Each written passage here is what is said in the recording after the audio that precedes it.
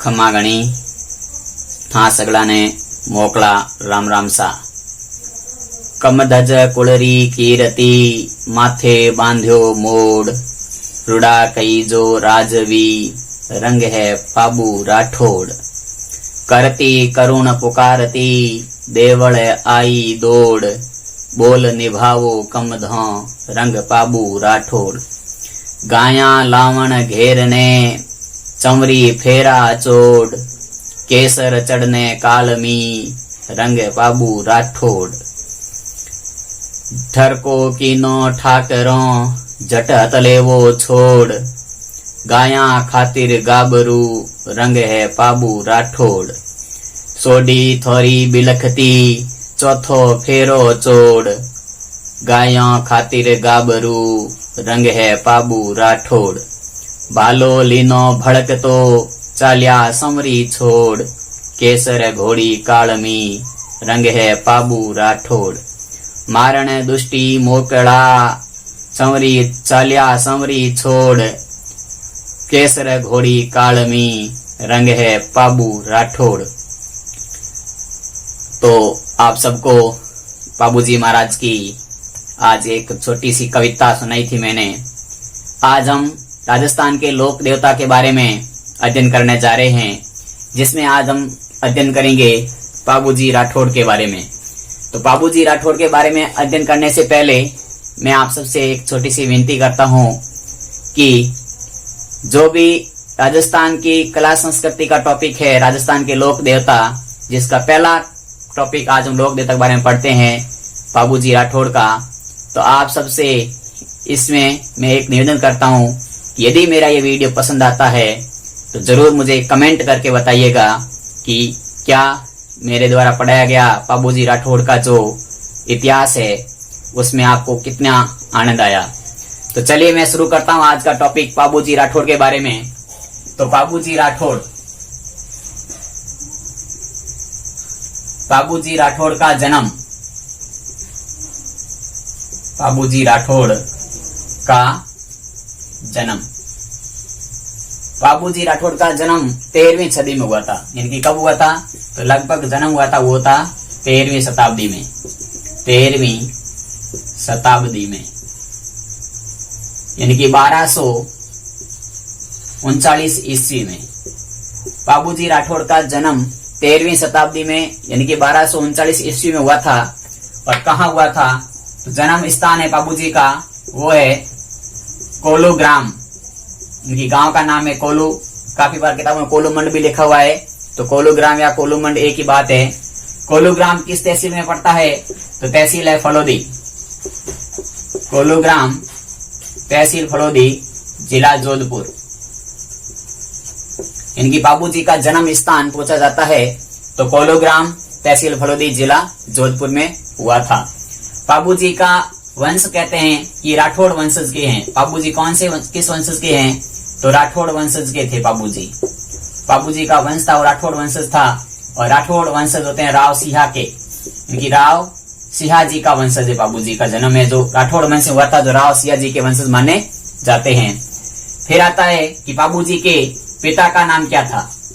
तो पाबूजी के पिता का नाम था वो था दांदल जी, दांदल जी।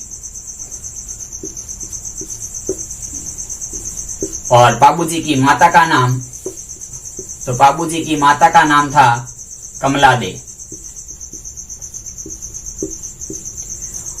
और पाबूजी की पत्नी का नाम, तो पाबूजी की पत्नी का नाम था सुप्यार दे, या इसका दूसरा नाम है फूलम दे। अब ये पूछा जाता है कि पाबूजी के जो ये सुप्यार दे या फूलम दे कहाँ की राजकुमारी थी? तो जहां से रामदेव जी अपनी पत्नी लेकर आए थे वहीं से इन्होंने भी शादी की थी। और सुप्यार दे थी वो थी हमारे बहुत ही प्रसिद्ध स्थान है जहां हम कहते हैं कि सुप्यार दे अमरकोट की राजकुमारी थी। शानदार स्थान है अमरकोट, जहां पे पाबूजी ने भी विवाह किया और रामदेव जी ने भी विवाह किया था। तो अमरकोट की राजकुमारी, अमरकोट की राजकुमारी, क्योंकि बड़े बड़े रजवाड़ा होते थे और पाबूजी बहुत बड़े रजवाड़ा में थे तो राजकुमारी से विवाह करेंगे। तो पाबूजी की पत्नी का नाम सुप्यारदे या फूलमदे था, जो अमरकोट की राजकुमारी थी। और पाबूजी की पत्नी के ससुर, पाबूजी के ससुर का नाम है, पत्नी के पिता का नाम था, वो था सूरजमल सोढ़ा। सूरजमल सोढ़ा की पुत्री थी, सूरजमल सोढ़ा। तो सुप्यारदे किसकी पुत्री थी? तो सुप्यारदे पुत्री थी सूरजमल सोढ़ा की पुत्री थी। और सूरजमल सोढ़ा कहाँ के शासक थे? तो सूरजमल सोढ़ा अमरकोट के शासक थे। तो अब क्या होता है कि जब एक बात मैं आपको बता दूं कि पाबूजी राठौड़ वंश में जन्म लेने वाले थे, यानी जन्म लिया था। दांदल जी का एक भाई था, जिसका नाम है, दांदल जी के भाई का नाम दुहड़ जी, राव दुहड़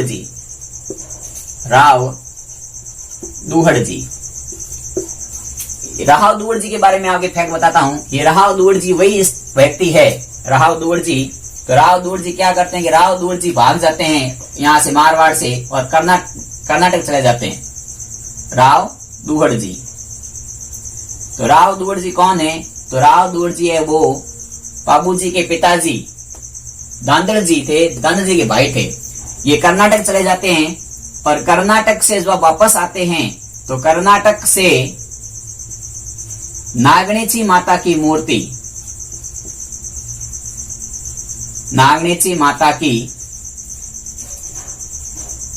लकड़ी की मूर्ति लेके आए थे। तो काफी बार प्रश्न पूछा जा सकता है कि मारवाड़ में नागणेची माता की जो लकड़ी की मूर्ति लाने का श्रेय किसको जाता है? तो लकड़ी की मूर्ति ले गए थे, बताए थे दुहड़ जी। कहां से लेके आए थे? तो कर्नाटक से लेके आए थे। और वर्तमान में ये मूर्ति कहां पर है? तो ये मूर्ति है नागदा बाड़मेर में,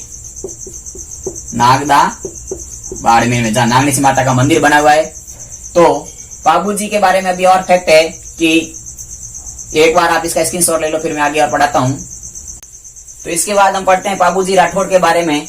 इनकी पाबूजी राठौड़ के जो भाई थे, भाई का नाम क्या है? तो पाबूजी राठौड़ के भाई का नाम, तो पाबूजी राठौड़ का भाई था बुड्ढा जी, राव बुड्ढा जी, या इसे कहते हैं बुड्ढा जी भी कहते हैं। तो पाबूजी के भाई का नाम बूढ़ो जी।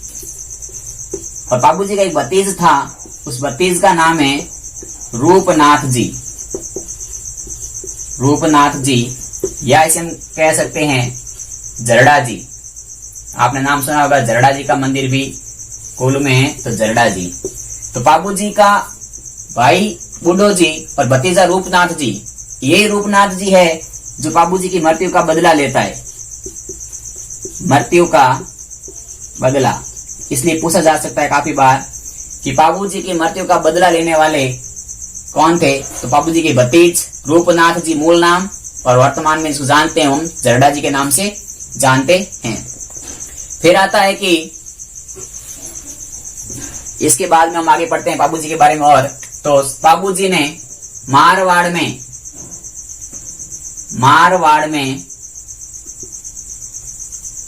ऊंट दाने का श्रेय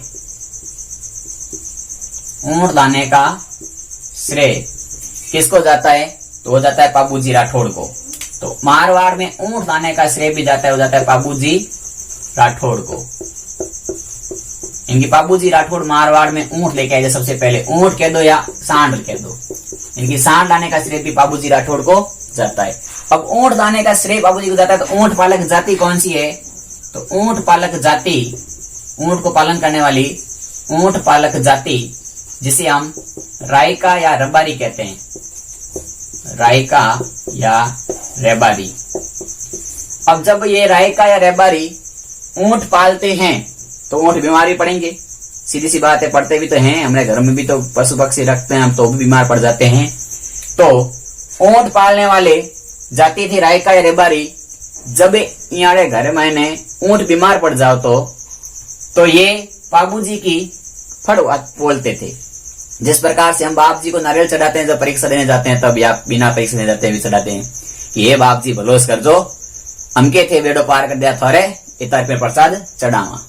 तो इन्हीं प्रकार ऊंट पालक जाति जब ऊंट बीमार पड़ जाता था तो पाबूजी की फड़ बचवाते थे, फड़ का वाचन करते थे। पाबूजी की फड़ जो राजस्थान की सबसे लोकप्रिय फड़ मानी जाती है, सबसे लोकप्रिय फड़ किसकी है? तो बाबूजी की फड़ है। सबसे लोकप्रिय फड़ बाबूजी की है। तो राजस्थान की सबसे लोकप्रिय फड़ पूछी जाती है तो बाबूजी की है। और फड़ का वाचन कौन करवाते थे? रायका और रबारी करवाते थे। लेकिन ये बाबूजी की जो फड़ है ये चांदी की बनी हुई है।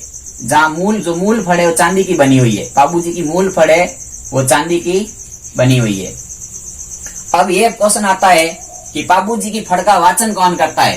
तो पहले पॉइंट आप याद रखना, बाबूजी की फड़ का वाचन, फड़ का वाचन। तो बाबूजी की फड़ का वाचन सबसे पहले करते हैं, यानी कि जो पहला पॉइंट है वो है रावण हत्था वाद्य यंत्र के साथ, वाद्य यंत्र के साथ में करते हैं। वो करते हैं नायक जाति के भोपे। यानी कि बाबूजी की फड़ का वाचन रावण हत्था यंत्र के साथ करने वाले हैं वो है नायक जाति के भोपे। और ये जो रावण हत्था वाद्य यंत्र है, कैसा वाद्य यंत्र है? तो ये तत्वाद्य यंत्र है, तत्वाद्य यंत्र है और सबसे प्राचीन तत्वाद्य यंत्र है। तो कैसा वाद्य यंत्र है? तो सबसे प्राचीन तत्वाद्य यंत्र पूछे तो कौन सा है? तो है रावण हत्था। और बाबूजी की फड़ का वाचन कौन करते हैं? तो नायक जाति के भोपे करते हैं। किस यंत्र के साथ करते हैं? तो रावण हत्था वाद्य यंत्र के साथ करते हैं। फिर आता है दूसरा पॉइंट इसी के बारे में। तो आप एक बार इसका स्क्रीनशॉट ले लो, उसके बाद मैं अगला पॉइंट लिखवाता हूं। आप सबने स्क्रीनशॉट ले लिया होगा। फिर आता है कि बाबूजी के फावड़े। बाबूजी के फावड़े क्या होते हैं? बाबूजी के फावड़े अब ये मध्यम करते हैं, आगे बताते हैं, मैं आपको बता रहा हूं। जिस प्रकार हमारे घरों में ब्याह शादी में महिलाएं गीत गाती है, उसी प्रकार बाबूजी के गीत होते हैं, उन्हें बाबूजी के फावड़े कहते हैं। बाबूजी के फावड़े, बाबूजी के फावड़े है वो माड वाद्य यंत्र के साथ गाए जाते हैं। बाबूजी के फावड़े हैं, इन फावड़े यानी कि गीत, जिसे हम गीत कह सकते हैं। तो बाबूजी के फावड़े माड वाद्य यंत्र के साथ में गाए जाते हैं। और गाते कौन है? तो रेबारी जाति के भोपे या रेबारी या नायक जाति के भोपे, दोनों भी गाते हैं। तो बाबूजी के फावड़े कब गाए जाते हैं? तो जब भी बाबूजी के घर में हम किसी पूजा पाठ होता है या किसी प्रकार की जो फड़ होती है तो उसमें इस प्रकार के गीत गाए जाते हैं जिसमें माड वाद्य यंत्र बजाया जाता है। एक इसमें और फैक्ट याद रखना है कि जो थोरी जाति के लोग हैं, थोरी जाति है वो बाबूजी का यशगान करती है। बाबूजी का यशगान गाती है। क्यों करती है यशगान? तो मैं आपको इसकी स्टोरी बताता हूं। थोरी जाति थी वो, बहुत थोरी जाति एक शासक था थोरी जाति का, यानी कि महाराष्ट्र के अंदर आना बघेला।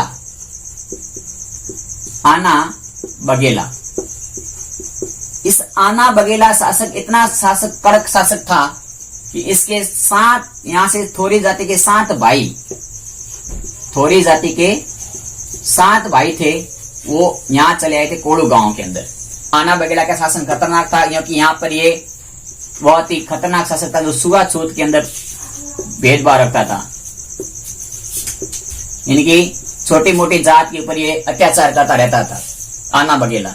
और जो थोरी जाति है वो थोरी जाति बहुत ही तुच्छ जाति मानी जाती थी उस समय के लिए। तो वहां के थोरी जाति के 7 भाई यहाँ कोल्लू आ जाते हैं, और कोल्लू आ जाते हैं तो बाबूजी ने आश्रय दे देता है, यानी कि अपने पास रख लेता है। अपने पास ही नहीं रखता, अपने मंत्रियों में भी शामिल करेगा, आगे बताऊंगा आपको इसके फैक्ट। तो थोरी जाति के 7 भाइयों को बाबूजी अपने पास आश्रय देते थे। उन 7 भाइयों के नाम पूछे तो पहला नाम था चांदा, देवा, खोपा, पेमा, खलमल,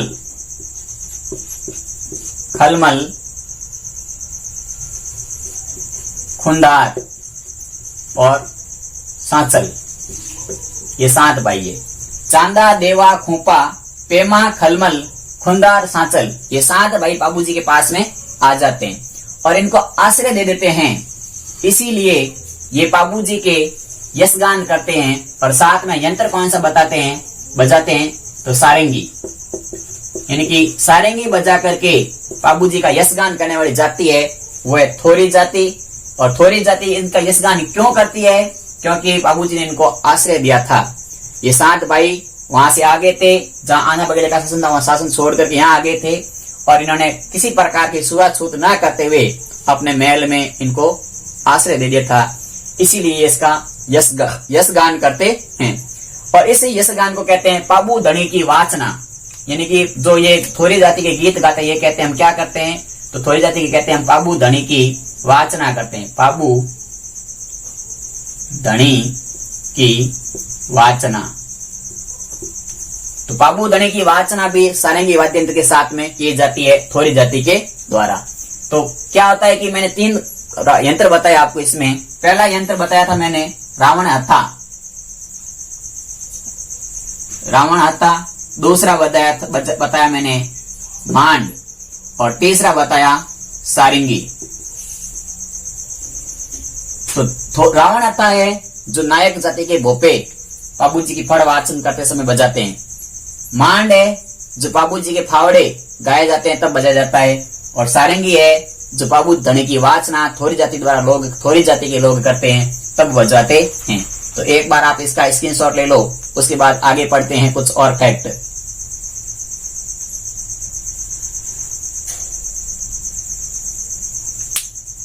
आपने स्क्रीनशॉट ले लिया होगा।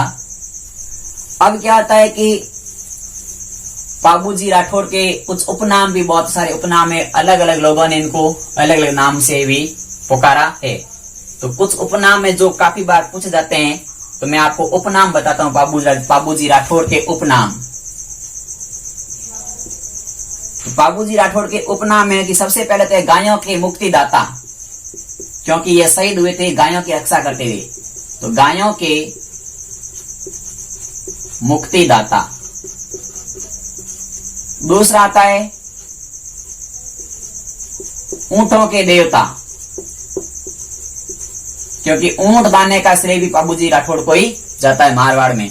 और एक बात इसमें मैं आपको एक कहानी बताता हूं कि जब बाबूजी राठौड़ सबसे पहले ऊंट लेके आए थे तो उस समय ऊंट के 5 पैर होते थे। 5 पैर होते थे तो ऊंट को चलने में बड़ी समस्या होती थी। तो बाबूजी ने क्या किया, जो ऊंट के बीच 4 पैरों के बीच में जो एक छोटा सा निशान अभी भी मौजूद है, तो बाबूजी ने अपने हाथ से बीच वाले पैर को ऊपर कर दिया। जब बीच वाले पैर को ऊपर कर दिया, छोटा सा निशान रख दिया, तो इसीलिए इन्हें ऊंटों का देवता भी कहते हैं। अब वर्तमान में 4 पैर है, तो बहुत ही अच्छा काम भी किया था कि ऊंटों के बारे में इन्होंने कितने दयालु हो सकते हैं। आप अनुमान लगा सकते हैं कि आज इस दुनिया में या इस पृथ्वी पर ऐसे मारवाड़ के कोई सूरवीर नहीं है जैसे बाबूजी राठौड़ हुआ करते थे। क्या आगे की कुछ स्टोरी पढ़े हम? चलिए शुरू करते हैं आगे की स्टोरी। और फिर आता है इसका तीसरा नाम फ्लैग रक्षक। तीसरा उपनाम था इनका फ्लैग रक्षक। और चौथा उपनाम है हाड़ फाड़ के देवता। हाड़ फाड़ के देवता। और 5वां उपनाम है लक्ष्मण अवतार। और 6ठा नाम है पीर। क्योंकि पीर कौन कहते हैं तो मेहर जाति के मुसलमान, मेहर जाति के मुस्लिम या मुसलमान, तो मेहर जाति के मुसलमान बाबूजी को पीर कहते हैं। लक्ष्मण अवतार, इनको लक्ष्मण का अवतार माना जाता है। हाड़ फाड़ के देवता, फ्लैग रक्षक, ऊंटों के देवता, गायों के मुक्तिदाता, इन सब का क्या है, ये सब बाबूजी के उपनाम है। आप मेरे आज अपने भी देखो नहीं, टाब मूल नाम तो कहीं में टप्पू मट्टू कई उपनाम होया करे। आज तो फॉर्मेटिव उपनाम है, लेकिन उस समय इन्होंने वास्तविक काम किए थे, इन वास्तविक मोटा मोटा उपनाम राख्या है। आगे की कहानी कुछ इस प्रकार है। फिर आता है कि बाबूजी की घोड़ी थी, उसका घोड़ी का क्या नाम है, काफी बार पूछा जाता है। तो बाबूजी की घोड़ी का नाम था केसर कालमी। केसर कालमी। बाबूजी की घोड़ी का नाम था केसर कालमी। अब क्या होता है कि इस घोड़ी को लेकर के इंटरेस्टिंग कहानी है, जो मैंने अभी आपको शुरुआत में एक दोहा बोला था, उस दोहे के अंदर इस घोड़ी की बात भी आई थी और कुछ और बातें आई थी। तो केसर कालमी घोड़ी थी, वो देवल चारणी की थी, देवल चारणी की। और बाबूजी की एक बहन थी, बाबूजी की बहन का नाम था सोहनबाई। सोहनबाई। इस बहन का विवाह कहाँ होता है? तो इस बहन का विवाह होता है जायल नागौर में। जायल नागौर। बहन का विवाह कर देते हैं जायल नागौर में। किनके साथ करते हैं? तो विवाह करते हैं जिंदराव खींची के साथ। जिंद राव खींची। इनकी बाबूजी की एक ही बहन थी सोहनबाई। इस सोहनबाई का विवाह जायल नागौर जिंदराव खींची के साथ कर देते हैं। यह जिंदराव खींची इस घोड़ी को बहुत ही पसंद करता है। क्या करता है? पसंद करता है। किसको? इस घोड़ी को। अब जिंदराव खींच इस घोड़ी को पसंद करते हैं और इस घोड़ी की मालकिन थी, वो थी देवल चारणी। तो ये देवल चारणी से ये घोड़ी मांगते हैं। उसी समय बाबूजी की विवाह की बात चलती है उधर, और बाबूजी भी यहाँ पे आ जाते हैं देवल चारणी के पास में। और बाबूजी देवल चारणी के पास में आते हैं और इस केसर कालमी को ले जाते हैं। केसर कालमी को ले जाते हैं और साथ में एक वचन देके जाते हैं। साथ में एक वचन देकर के जाते हैं कि जब भी तेरे गायों के ऊपर कोई समस्या आएगी तो मैं चाहे किसी भी हालत में होऊंगा, जरूर तेरी गायों की रक्षा करूंगा। अब आज का तो वादा एड़ा ही वे के आज वादों की काले तोड़ दिनो। लेकिन पुराने जमाने की बात है कि वचन जाए प्राण जाए, लेकिन वचन ना जाना चाहिए। तो बाबूजी राठौड़ वचन दे दिया, केसर कालमी लेकर के यहाँ से चले गए। जब केसर कालमी घोड़ी बाबूजी लेकर के चले गए तो जिंदराव खींची क्या हो गया? आग बबूला हो गया। आग बबूला हो गया। अब आपने भी सबने ध्यान है कि यदि थाने कोई पसंदीदा चीज कोई दूसरो ले जावे तो मायने पचे एक चढ़े दूजी उतरे, दूजी चढ़े तीजी उतरे, यानी कि गुस्से के ऊपर गुस्सा आता रहता है। अब जिंदराव खींची आग बबूला हो जाता है और ये केसर देवल चारणी के गायों का क्या कर लेता है? अपहरण कर लेता है। गायों ले जाता है, गायों का अपहरण कर लेता है। उस समय जब ये गायों का अपहरण करता है, उस समय बाबूजी विवाह होता है, बाबूजी का विवाह चलता है। लेकिन जब ये बाबूजी घोड़ी लेकर के गए थे तब देवल चारणी से बात पूछी थी कि मुझे क्या पता चलेगा कि तेरे ऊपर कोई आपत्ति आई है। तब देवल चारणी ने कहा था कि जब मेरी केसर कालमी घोड़ी ज्यादा हिनहिनाए या ज्यादा भिनभिनाट करे तब समझ लेना कि मेरे पर कोई न कोई आफत जरूर आई है। तो बाबूजी जब संवरी के अंदर 3.5 फेरे लेते हैं। कितने फेरे लेते हैं? 3.5 फेरे। 3.5 फेरे लेते हैं। उस समय केसर कालमी घोड़ी है जो बहुत ही ज्यादा हिनहिनाती है और कूदने लग जाती है। जब ये कूदने लग जाती है तो इनके बाबूजी के सालाजी कहते हैं, इनके प्रसिद्ध थे 2 भील, चांदा और डेमा। चांदा और डेमा को कहते हैं कि आपकी बाबूजी की घोड़ी इसको संभाल के रखो, मेरे कांच के आंगने टूट रहे हैं। तो जब केसर कालमी घोड़ी इस प्रकार से हिन्नाती है, चांदा डेमा दोनों से नहीं रुकती है, तो बाबूजी को ये बात पता चल जाती है और बाबूजी वहां से 3.5 फेरे से पल्लू काट करके घोड़ी पे चढ़ के देवल चारणी की गायों के लिए रक्षा के लिए रवाना हो जाते हैं। और ये अपने बहनोई जिंदराव खींची के साथ में युद्ध करते हैं। किनके साथ युद्ध करते हैं? तो जिंदराव खींची के साथ में युद्ध करते हैं गायों के लिए। और युद्ध कहाँ होता है? तो युद्ध होता है डेचू गांव में। डेचू गांव में इसका युद्ध होता है और यहाँ पे ये शहीद हो जाते हैं, वीर गति को प्राप्त हो जाते हैं। जब जिंदराव खींची ने बाबूजी राठौड़ के अपने सालाजी को, बहनोई ने अपने सालाजी की हत्या कर दी थी, तो इस प्रकार से इनका जो भतीजा था रूपनाथ, ये रूपनाथ बहुत ही शक्तिशाली माना जाता है, पाबू जी से भी शक्तिशाली था, क्योंकि इसका वर्तमान नाम है जरडा जी। तो रूपनाथ जी या जरडा जी बहुत ही शक्तिशाली शासक थे। तो इन्होंने अपने चाचा पाबू जी की हत्या का क्या किया था, बदला लिया था। बदला किससे लिया था? जिंदराव खींची को मार करके। तो जिंदराव खींची की हत्या किसने की थी? तो जिंदराव खींची की हत्या करने वाले थे वो थे रूपनाथ जी या जरडा जी। इस प्रकार से कहानी है। इस कहानी में मैं आपको क्या कुछ फैक्ट, कहानी के फैक्ट बता देता हूँ। क्वेश्चन क्या पूछे जाते हैं? पहला क्वेश्चन ये पूछा जाता है कि बाबू जी की घोड़ी का नाम क्या है? तो केसर कालनी।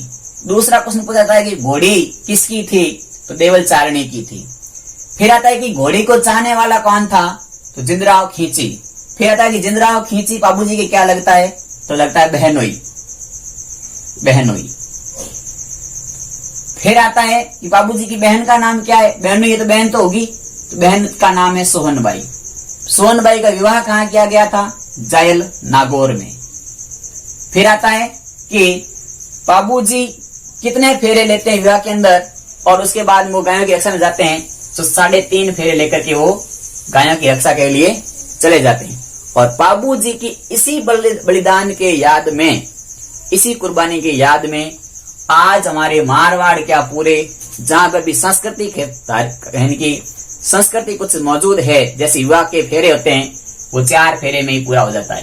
पहले 7 फेरे हुआ करते थे, लेकिन बाबू जी के इस बलिदान के बाद में 4 फेरों में विवाह संपन्न हो जाता है। इनकी याददाश्त में और इनके ऐसे कार्यों की प्रशंसा के लिए हम वर्तमान में भी 4 फेरे लेते हैं, जो कि हमारे शादी के लिए संपन्न होते हैं। उसके बाद में आता है कि बाबू जी के मंदिर कहाँ है और बाबू जी का मेला कब बढ़ता है। तो पहले आप इस कहानी का एक स्क्रीनशॉट ले लीजिए, क्योंकि कहानी जब याद रहती है तो उसके फैक्ट बहुत जरूरी याद हो जाते हैं। चलिए, आपने ले लिया होगा इसका स्क्रीनशॉट। आगे आता है कि अब बाबू जी के मंदिर कहाँ पर है। एक मंदिर तो कोल्लू में होगा, लेकिन अन्य मंदिर कहाँ पर है और मेला कब बढ़ता है? क्योंकि जब लोक देवता है तो लोक देवता के मेले भी बढ़ते हैं, उनके मंदिर भी होंगे। तो बाबूजी राठौड़ पढ़ रहे हैं हम, बाबूजी राठौड़। अब बाबूजी राठौड़ का मंदिर, मुख्य मंदिर पूछे तो मुख्य मंदिर तो है वो है कोल्लू मंड, फड़ौदी, जोधपुर। मुख्य मंदिर कहां पर है? तो कोल्लू मंड में। और वर्तमान में इस कोल्लू मंड में मुख्य मंदिर के पास में ही पाबू पैनोरमा बना हुआ है। पाबू पैनोरमा। इस पाबू पैनोरमा में बाबू जी के जन्म से लेकर के विवाह और विवाह के बाद मृत्यु तक का सांस्कृतिक वर्णन है। कैसा वर्णन है? सांस्कृतिक वर्णन। तो बाबू जी के बारे में फैक्ट थे वो हमने पढ़े अभी। अब क्या आता है कि मुख्य मंदिर तो कोल्लू मंड में है, लेकिन इसका अन्य मंदिर कहां पर है? तो बाबू जी का अन्य मंदिर बना हुआ है आहाड़ उदयपुर में। कहां पे बना हुआ है? आहाड़ उदयपुर में।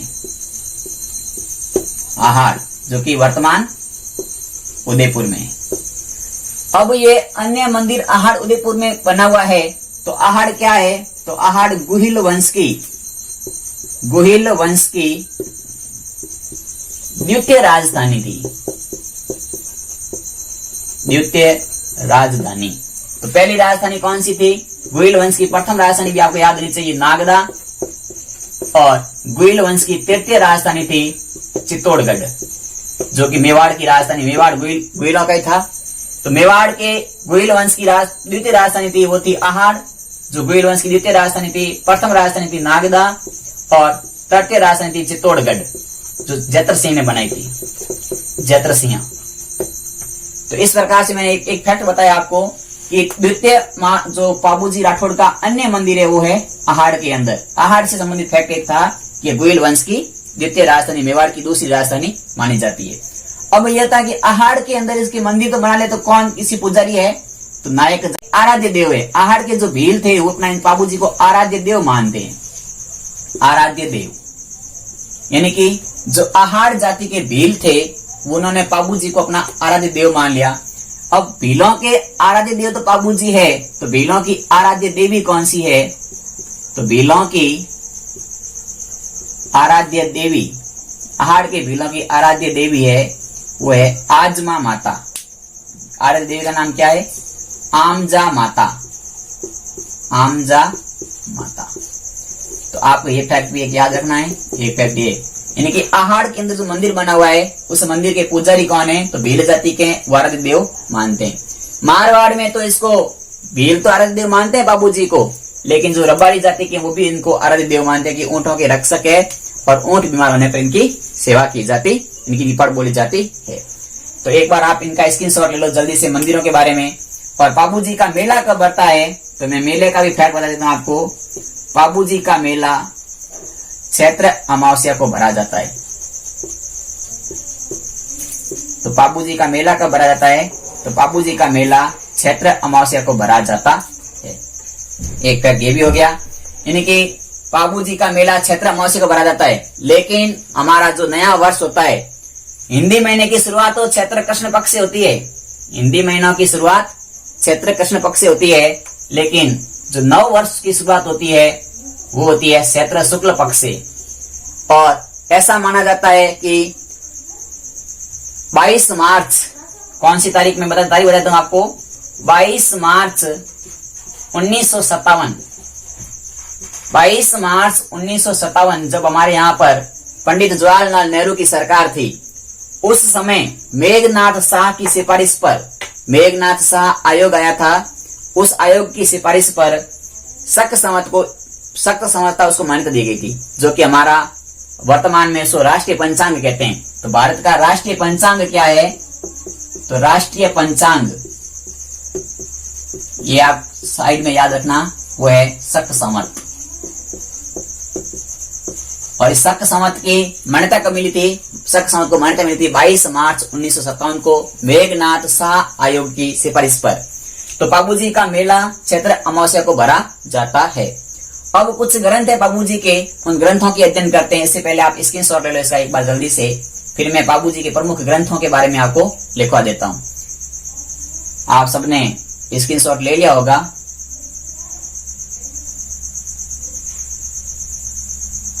चलिए, तो बाबू जी के ग्रंथ क्या है कि काफी बार प्रश्न ये भी पूछा जा सकता है कि बाबू जी के ग्रंथ कौन से, उनके लेखक क्या है, कौन है। तो क्या है कि हमें फैक्ट याद रखने हैं, क्योंकि हमारे क्वेश्चन गलत नहीं होने चाहिए। पुलिस कांस्टेबल के पेपर में या पटवारी के पेपर में या राजस्थान के किसी भी प्रकार का पेपर जिसमें राजस्थान का जीके आता है, इसमें कला संस्कृति का एक टॉपिक है, उस टॉपिक के अंदर राजस्थान के लोक देवता बहुत ही इंपोर्टेंट टॉपिक आता है, जिनमें से आज हम एक लोक देवता बाबूजी राठौड़ का यहाँ पर कुछ गुणगान कर रहे हैं। क्योंकि जब देवल धनीरी मेहरबानी हुए तो ऊपर वालों सब अपने आप बेड़ा पार करे। और आप साचे मनसू देवल धनी रही इस पूरी यश गाथा रो वर्णन जो मैं करा रही हूँ, आप दिल खुश करन देखिया 100% आप रे भी देवल धनी मेहर करेला। चलिए, तो अब क्या होता है कि बाबूजी के जब मेला बढ़ता है उसमें एक नृत्य होता है। तो बाबूजी का नृत्य होता है, वो होता है थाली नृत्य।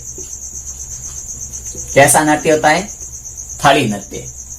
फिर आता है कि बाबूजी के ग्रंथ के बारे में बात करे थे। तो बाबूजी के ग्रंथ के बारे में बात करता हूं। तो बाबूजी के ग्रंथों में पहला है ग्रंथ, वो है बाबूजीरा सोरठा। बाबूजीरा सोरठा। अब क्या होता है कि सोरठा एक पुस्तक का ग्रंथ का नाम है। इसके लेखक कौन है? तो बाबूजी के सोरठे का लेखक के रामनाथ कविया। रामनाथ कविया, बाबूजी का सोरठा पुस्तक के लेखक रामनाथ कविया। दूसरा आता है, उसका नाम है बाबू प्रकाश। बाबू प्रकाश। तो बाबू प्रकाश, इस बाबू प्रकाश ग्रंथ का लेखक था, वो था आसिया मोडजी। आसिया मोडजी। तीसरा ग्रंथ आता है उसका नाम है पाबूजीरो छंद। पाबूजीरो छंद। पाबूजीरो छंद इसके लेखक थे मेहाजी बिट्ठू। इसके इनकी पाबूजी के छंद ग्रंथ है। इसके लेखक कौन थे? इसके लेखक थे मेहाजी बिट्ठू। और लास्ट आता है पाबूजीरा दोहा या दोहा। पाबूजीरा दोहा इसके थे लगराज। लगराज। तो पाबूजी के 4 ग्रंथों के बारे में आपको याद रखना है कि पाबूजीरा सोरठा, इस ग्रंथ के लेखक रामनाथ कव्या। पाबू प्रकाश, इसके लेखक के आसिया मोडजी। फिर पाबूजीरा छंद, मेहाजी बिट्ठू। पाबूजीरा दोहा, लगराज। तो इस प्रकार से फिर आता है कि पाबूजी के कुछ मंत्री थे। पाबूजी के प्रमुख सरदार कौन थे? काफी बार प्रश्न पूछा जा सकता है। तो पाबूजी के प्रमुख सरदार थे, उन सरदारों में से मुख्य सरदार था, वो था चांदोजी। चांदोजी। दूसरा सरदार था चावल जी, चांदा चावल रे। तीसरा था डेमाजी। चलिए मार्कर में नहीं दिखता है, मैं दूसरा मार्कर लिख देता हूं। तो पाबूजी के प्रमुख सरदार चांदोजी, चावल जी, डेमाजी, हरमल जी और सलजी सोलंकी। हरमल जी रायका और सलजी सोलंकी पाबूजी के प्रमुख सरदार थे। तो जो थोरी जाति के भाई यहाँ आए थे 7, उनमें से चांदो जी को, चावल जी को यहाँ पर प्रमुख स्थान दिया गया था। इसी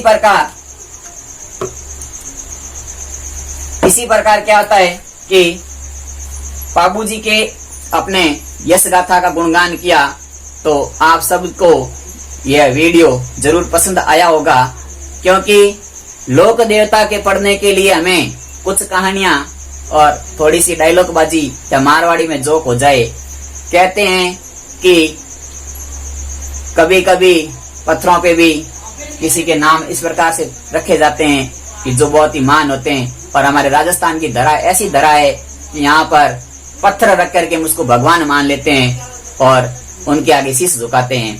तो मैं एक बार पाबूजी कोलूमंड के जो धनी है, कोड़ू के हमारे आराध्य देव भी मान सकते हैं, और पाबूजी राठौड़ को मैं सादर प्रणाम करता हूं।